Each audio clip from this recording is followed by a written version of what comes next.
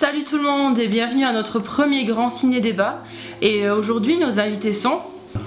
Et moi c'est Zagreus, vous avez pu me voir sur ma page YouTube où le but du jeu c'était de défendre des films que beaucoup de personnes n'ont pas beaucoup aimé. Et cette fois-ci je vais inverser la tendance et je vais descendre ce film.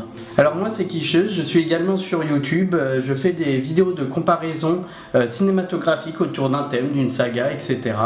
Et j'essaye de défendre et de tirer le maximum des films que je compare. Le film qui sera au centre du débat est Alice au Pays des Merveilles de Tim Burton. Film sorti en 2010 d'une libre adaptation de Lewis Carroll. Dans cette adaptation d'Alice au Pays des Merveilles, est-ce que vous pensez qu'il y a une véritable distinction entre l'imaginaire et le réel ? Alors à la question est-ce qu'il y a une distinction entre les deux, je vais tout d'abord dire oui.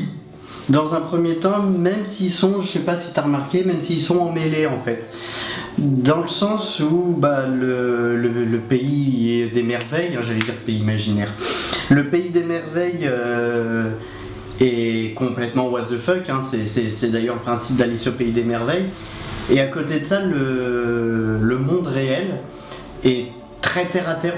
Il parle de choses tellement terre à terre, tellement communes, même dans le milieu de la bourgeoisie, donc avec l'histoire de digestion, donc avec la personne avec qui est censée se marier Alice, donc il parle de sa digestion. Et à côté de ça, il y a des éléments je sais pas si tu as remarqué, des éléments du pays imaginaire donc, qui se mêlent à la réalité, comme le coup de la chenille, après qui fume sa chicha, ou alors le lapin, voilà, et même des petites références au niveau des dialogues, il me semble.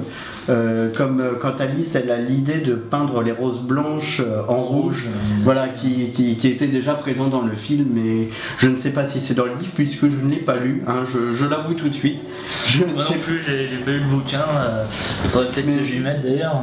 Mais je sais pas si tu as ressenti du coup cette distinction, d'ailleurs même je trouve ça assez drôle, la bourgeoisie qui parle de sujets très triviaux quand même pour garder tout le what the fuck pour le monde imaginaire. Non mais oui, c'est vrai que au début il y a une discussion assez traditionnaliste liée je pense à son époque, mais après ouais, pour ce qui est des éléments imaginaires qui se mêlent au réel, donc comme tu l'as très bien dit, avec l'apparition du lapin et de la chenille, même une introduction au début du film où elle raconte un rêve qu'elle aurait fait il y a très longtemps de cela.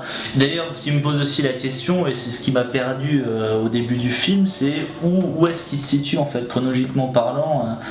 Enfin, ça m'a un peu paumé cette histoire là. Est-ce que c'est effectivement après au moment où Alice va retourner dans le pays imaginaire, franchement je ne sais pas du tout quoi. Sachant que par la suite on va voir dans le film où au final Alice ne se souvient même plus de rien du tout de son passage, elle redécouvre certains éléments.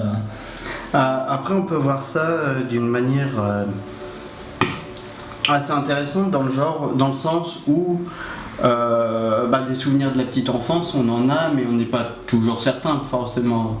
Il s'estompe un petit peu, et du coup, elle peut avoir l'impression de l'avoir rêvé, et au final, s'être convaincue vraiment de l'avoir rêvé, et du coup, se dire que quand elle tombe dans le terrier au moment du film, elle est persuadée qu'elle rêve, parce que c'est la continuité de ce fameux rêve auquel on ne sait toujours pas vraiment au début du film si c'est un rêve ou une réalité. Ouais, c'est à ce moment-là où il y a des éléments qui se complexifient, dans le sens où si comme tu dis elle pense qu'elle rêve, à ce moment-là même la demande en mariage et toute la petite fête traditionnelle, on sait alors en ce moment là c'est un rêve ou pas quoi.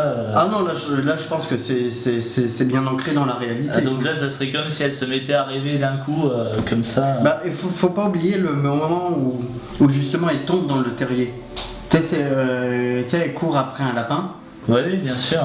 Voilà, et à ce moment-là, elle tombe dans le terrier. Alors, est-ce qu'elle est tombée, qu'elle s'est assommée ? Est-ce qu'elle est vraiment tombée dans le terrier ? Mais sauf que le lapin, c'est le lapin du monde imaginaire avant qu'elle tombe dans le terrier. Oui, mais est-ce qu'elle ne l'a pas fantasmé justement de cette manière-là ? Tu vois ce que je veux dire ? Ouais, on frôle le freudien là. Ouais, pourquoi pas. Mais en tout cas, il y a une bonne. Ce qu'il faut retenir là-dessus, c'est qu'il y a il a réussi à faire un bon mélange entre le réel et l'irréel, mais on s'y perd quand même. D'ailleurs, autre petit clin d'œil justement au pays des merveilles. Putain, je vais y arriver, hein, monde imaginaire, pays imaginaire, je vais les avoir tous faits. Non, c'est les deux jumelles, tu sais, qui sont dans la réalité. Et qui du coup rappellent les deux jumeaux Tweedledee, Tweedledue, enfin ceux qui ont un nom un peu à la con, et en fait leur façon de parler et d'agir à ces deux jumelles rappelle ces deux personnages du pays imaginaire aussi. Je trouve qu'il y a encore ce petit lien, ce mélange, et du coup si on est dans le monde du rêve, les deux jumelles, ça serait la représentation onirique. Une certaine transposition. Voilà, la représentation onirique se ferait par les jumeaux en fait. Oui, bien sûr. Enfin, voilà, c'est. Analyse intéressante.